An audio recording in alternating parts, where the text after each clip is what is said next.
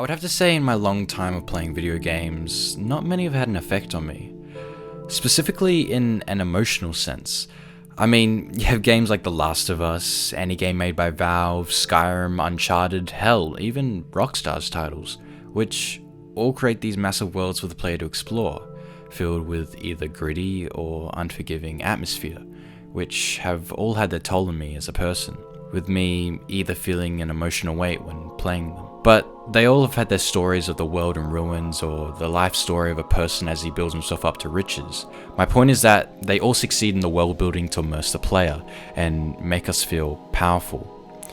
They mostly do it by focusing on the extroverted aspect of those characters that we play in those video games.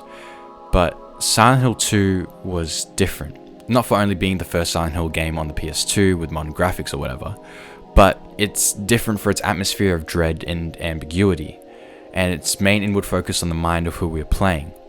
Don't get me wrong, it feels great being this powerful character that can do whatever he likes, but Silent Hill 2 does away with that, making the player feel powerless and alone. Instead of building up our character and this idea of grandeur, we see the downfall of our character, and we see his descent into madness and obscurity whilst exploring the hellscape that is Silent Hill. The idea of this is set by the game's music and storytelling, which, with the help of clever techniques and genius, aim to engrave this perfect nightmare in the player's mind, whilst being serenaded by the unnerving and melancholic soundtrack composed by none other than Akira Yamaoka. I get it, the other Silent Hills have all had this sense of atmosphere, but I believe that Silent Hill 2 really takes it to another level, in a way that no other series can really replicate. All of this would be nothing if it wasn't for the team of die-hard developers who were outcast from their own company, who took an idea and gave it new meaning, redefining the genre of horror in the process.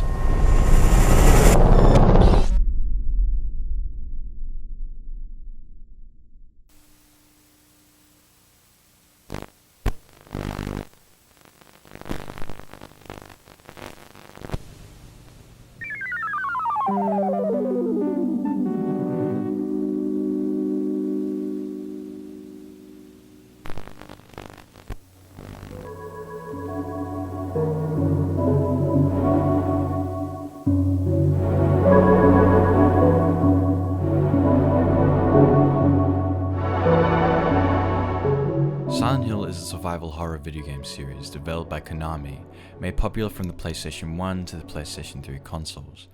Silent Hill 2 was the second game in that franchise, and was released on the PlayStation 2 in 2001.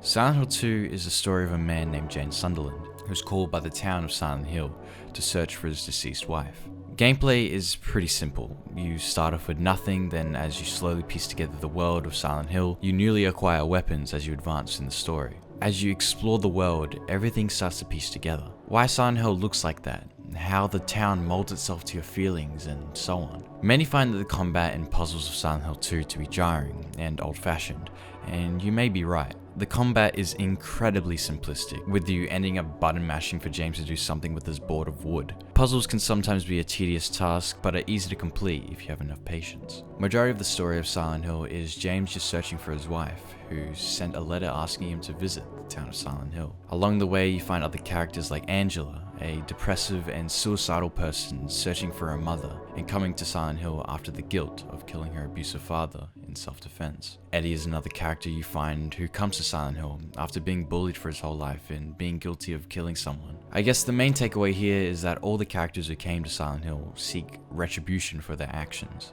The heavy subject matter plays into the psychological traits Silent Hill 2 is known for, and it forces the player to come to terms with the deeper meaning Hiroki Owaku placed in the game. Some of the more apparent themes that appear throughout the narrative include grief, guilt, and punishment. Seen during the game is James's guilty consciousness, manifested in the forms of enemies that the player engages with, the puzzles they must solve to proceed, as well as the symbolism within them.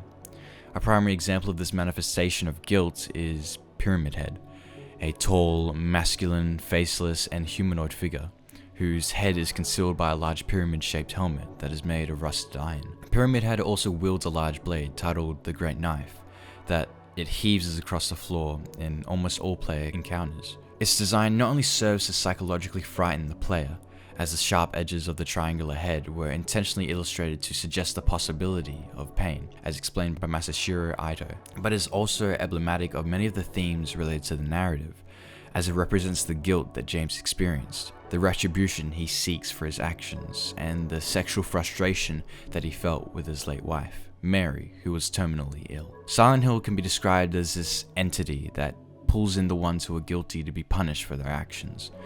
It's an entity that shapes itself to fit the perception of anyone who visits. James only seeing amalgamations of his dead wife, such as Maria, who taunt his actions for killing her. His inner sexual frustrations are reconceptualized as the nurses from the hospital, as well as Maria herself, who's just a more sexualized version of Mary, his dead wife. For Angela, the town amalgamates itself into being on fire, and Eddie, he only sees the residents taunting him to do violent things. The town of Silent Hill punishes those who are guilty and seek out that action. That whole idea is why Pyramid Head exists, just to function as an answer to James's guilt for killing his own wife. Either way, all the characters are punished, with Angela being consumed by the flames. It's hot as hell in here. You see it too? For me, it's always like this.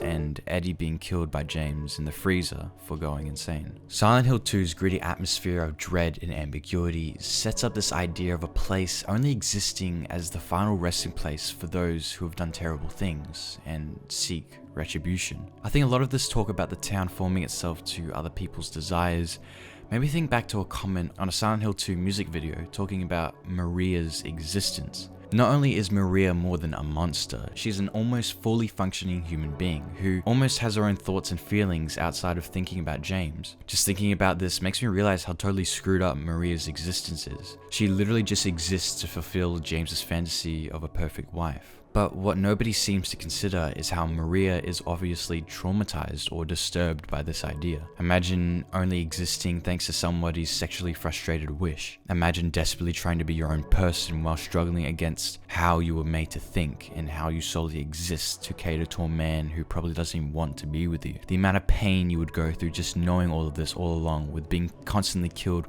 by the very personification of guilt relating to a man whose wish you were born from, as well as being resurrected by the only town and place you've ever known.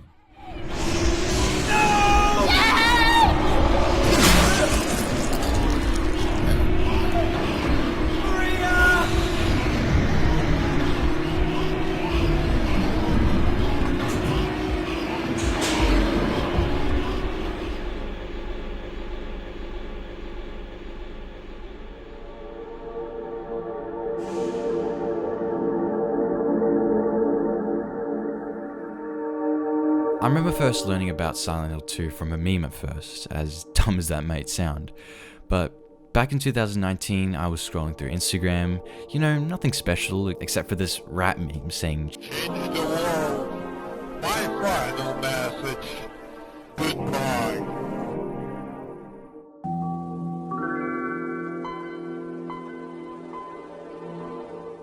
This really intrigued me because the sounds of it just emanated this nostalgic and melancholic piece that I've never heard before. I had to investigate, and sure enough, other people were feeling the exact same way. The brief synths that you hear were just sped up versions of the piece White Noise, created by none other than Akira Yamaoka. And that leads me to one of my favorite parts of Silent Hill 2, the music.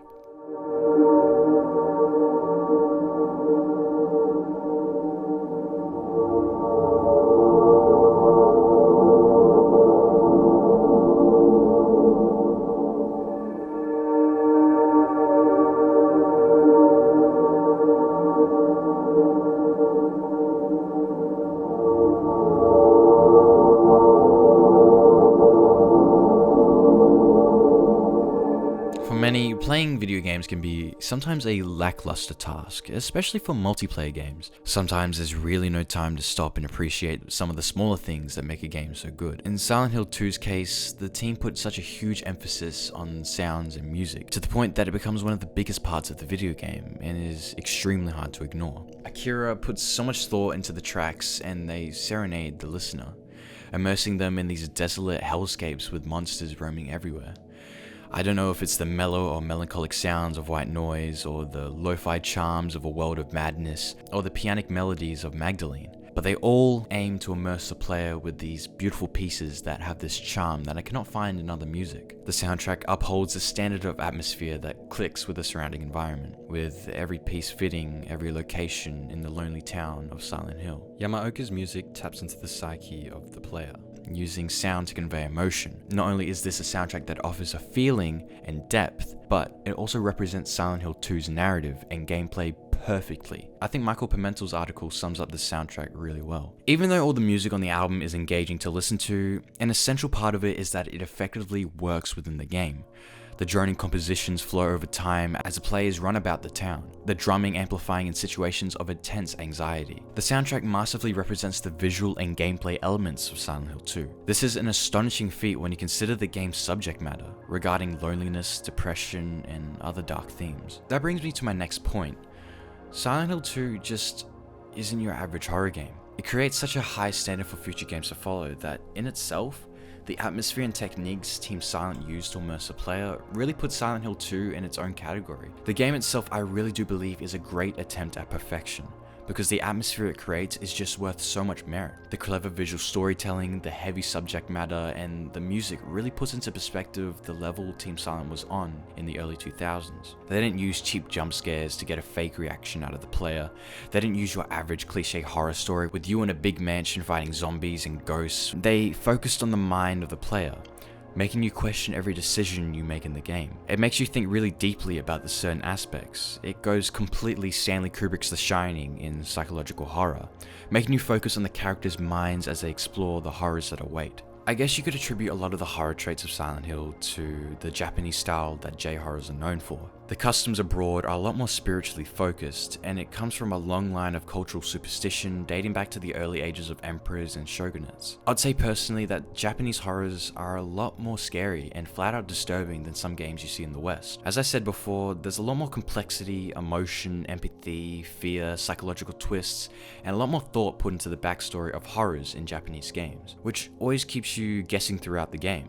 Compared to some Western horror games, they focus more on running away scenes and jump scares, such as in a scene they make it very quiet and use a very loud sound to scare people out of nowhere, mostly predictable as always. Now, I'm not saying all Western horrors are like this. There are definitely some exceptions like Outlast, Amnesia, The Evil Within, Layers of Fear, plus many more. My point is that Western horror games is given that stereotype because of cheap horrors like, I can't believe I'm saying this, but FNAF. It's just that Japanese horror is known for a well-rounded and effective psychological horror with a lot more disturbing imagery. And they're also known for their hentai. I think we can attribute a lot of the psychological horror aspects of Silent Hill 2 to some of the aesthetic that Team Silent carefully executed in this game. As this game is heavily influenced by Andrew Wyeth and his minimal visual style, I think it's appropriate to put into light the liminal style that contributes to this Silent Hill's aesthetic. And I know that word has lost a lot of meaning, especially with 15-year-olds and their 80s style TikToks with crappy filters and sparkles.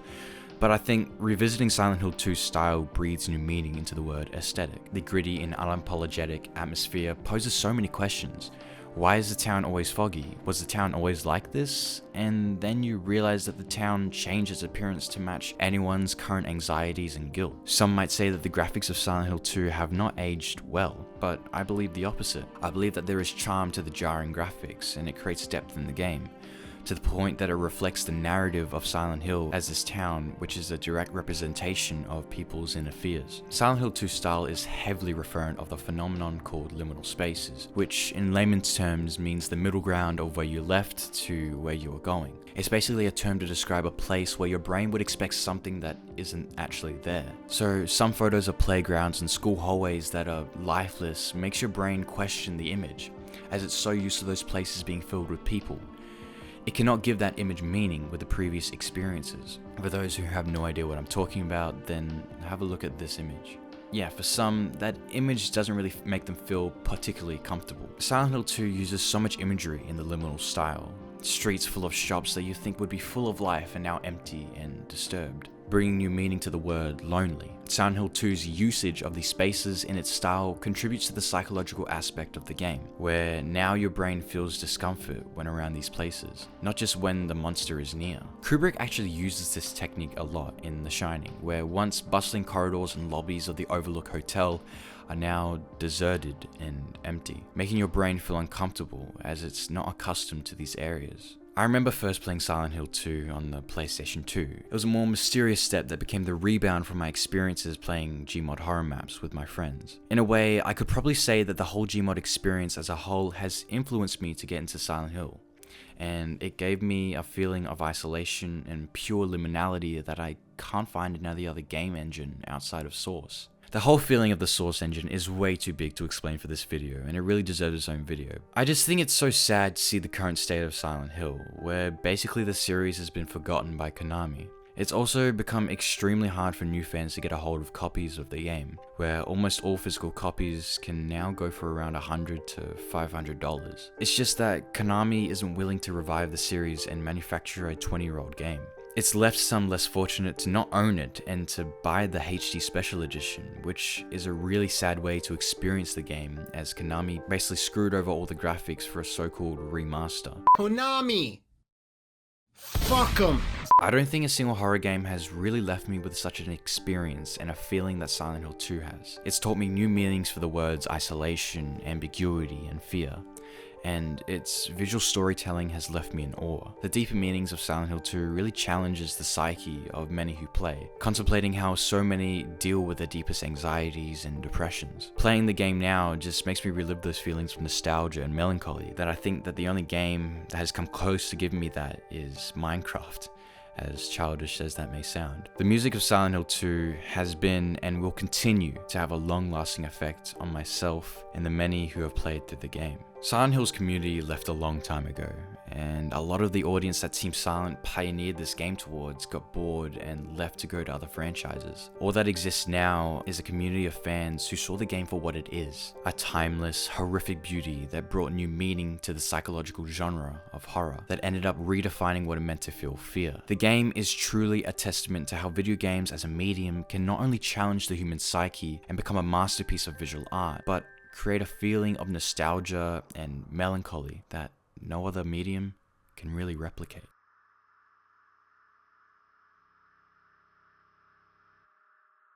This has been Nathan Hines. Thanks for watching.